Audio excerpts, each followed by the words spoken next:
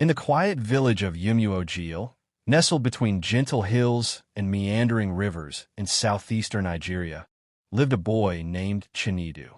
He was only 12, skinny as a stick, always barefoot, and known more for what he gave away than for what he owned, which wasn't much. Chinedu's father had passed away when he was just a baby. His mother sold akpa and planted him by the roadside, barely making enough to feed them both. Yet, despite their struggles, Chinedu had something most people lacked, an open heart.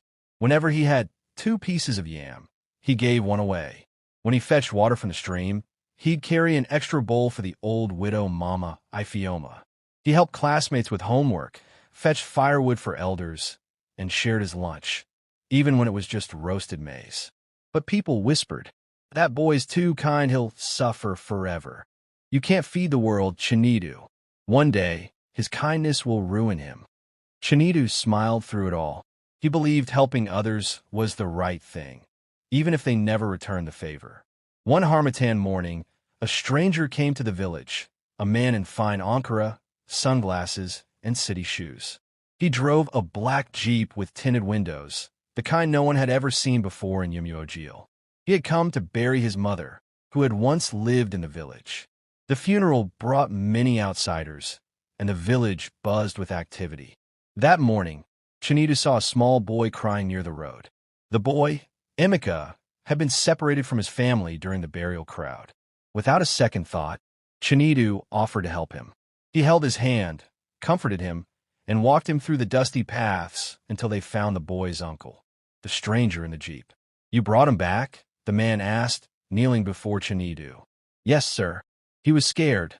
Chinedu replied, dusting his worn-out shirt. The man stared at him. "What's your name, boy?" "Chinedu, sir." "Thank you. You've done something even some adults would ignore." Chinedu smiled, already turning to leave. But the man called him back. "Wait, I want to meet your parents."